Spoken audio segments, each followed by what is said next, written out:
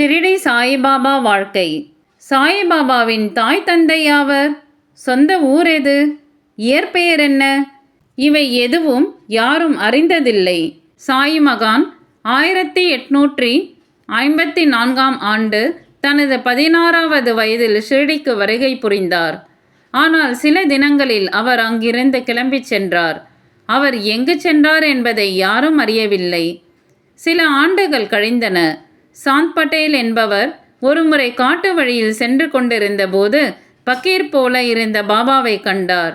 பாபா அவரிடம் இளைப்பாறும்படி கூறினார். அவர்கள் இருவரும் புகைப்பிடிக்க நெருப்பு தேவையாக இருந்தது. பாபா தன் கையில் இருந்த கத்தியால் நிலத்தை தோண்ட நெருப்பு வந்தது. பிறகு கைத்தடியால் பூமியின் மீது அடிக்க தண்ணீர் வந்தது. மேலும் சில மாதங்களுக்கு முன் காணாமல் போன சாந்த் பட்டேலின் குதிரை இருக்கும் இடத்தையும் பாபா கூறினார். பாபாவின் மகிமையை சாந்த் பட்டேல் புரிந்து கொண்டார். சாந்த் பட்டேல் தன் வீட்டிற்கு அழைத்து சென்றார். சில நாட்கள் தன் வீட்டிலேயே பாபாவை தங்க வைத்து உபசரித்தார். சாந்த் பட்டேல் தன் மைத்துனரின் மகனது திருமண நிகழ்ச்சிக்காக ஷிரடி வந்தபோது பாபாவையும் தன்னுடன் ஷிரடிக்கு அழைத்து வந்தார். பாபாவின் ஒளி பொருந்திய தோற்றத்தை கண்ட மகள் சாவதி என்னும் பூசாரி அவரை சாயி என்று அழைத்தார். சாயி என்றால் பாரசீகத்தில் சுவாமி என்று பொருள். பாபா என்பது இந்தியில் அப்பா என்று பொருள். இரண்டும் இணைந்து சாயிபாபா என்ற திருப்பெயரை நிலைத்துவிட்டது. சாயிபாபா ஷிரடியிலேயே தங்கிவிட தீர்மானித்தார். ஷிரடியில் பழமையான மசூதி ஒன்று இருந்தது. அதன் அருகில் உள்ள வேப்பமரத்தின் அடியில் பாபா அமர்ந்தார். பாபா அமர்ந்திருந்த வேப்பமரத்தின் இலைகளில் அதன் இயல்பான கசப்பு சுவை மாறியது. ஷிரடி மக்கள் பாபாவிடம் நீங்கள் யார் என்று கேட்டார்கள். அதற்கு அவர் நானே அல்லாஹ், நானே சங்கரன், நானே ஸ்ரீகிருஷ்ணன், நானே அனுமன் என்று கூறினார். ஆமாம், அவர் இப்பூமியில் இறையம்சம் கொண்டவராகவே அவதரித்தார். பல ஆண்டுகள் ஒரு யோகியைப் போலவே வாழ்ந்த பாபா பிச்சை எடுத்தே உண்டார். தனது மகிமையால் நோயுற்றவர்களின் நோயை குணமாக்கினார். பாபாவின் புகழ் சுற்று வட்டாரங்களில் பரவத் தொடங்கியது. பல ஞானிகள் வந்து பாபாவை சந்தித்தனர். அவர்கள் பாபாவின் தெய்வீகத் தன்மையை தாங்கள் அறிந்ததோடு அதை உலகிற்கும் எடுத்து கூறினர். கங்காகீர் என்னும் கர்வமிக்க ஞானி பாபாவை சந்தித்து பாபாவின் மகிமையை சோதித்தார். பாபா தன் உள்ளங்கையிலிருந்து கங்கையை பெருகச் செய்ய கங்காகீர் தனது தவறை உணர்ந்தார். பாபா தான் தங்கியிருந்த துவாரகாமாயி என்னும் மசூதியில் விளக்குகள் ஏற்றி வைப்பார்.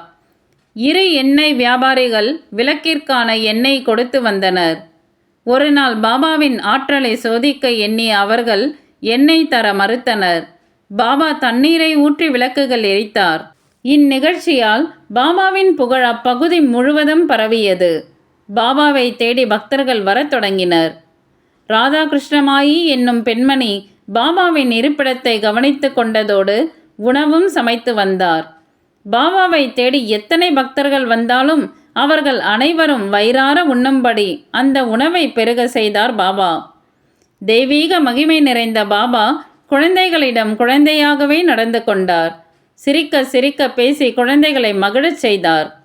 பாபா பஜனையையும் பாடல்களையும் விரும்பினார்.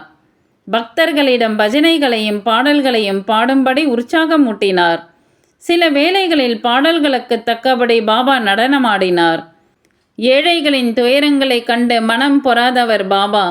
ஒரு தாயைப் போல ஏழைகளிடம் நடந்து கொண்டார். தொழுநோயாளிகள் மீது அவர் மிகுந்த இரக்கம் கொண்டிருந்தார். அவர்களது உடலில் உள்ள புண்களை தன் கையாலேயே கழுவி அவர்களுக்கு மருத்துவம் செய்தார். பாபா சாஸ்திரங்களையும் ஐயமர கற்று உணர்ந்திருந்தார். பகவத்கீதை, குரான் போன்றவற்றின் ஸ்லோகங்களுக்கு மிக அற்புதமான விளக்கங்கள் அளித்து பண்டிதர்களை கூட வியப்படைய செய்தார். பாபா மதங்களை கடந்து நின்றார். துவாரகாமாயி மசூதியில் பாபா வீற்றிருந்தார். மக்கள் அவரை சாயி மகாராஜ் என்று போற்றி கொண்டாடினர். பாபா மக்களுக்கு கூறிய பொதுவான உபதேசம் நிஷ்டாவும் சபூரியும், அதாவது நம்பிக்கை மற்றும் பொறுமையும் ஆகும்.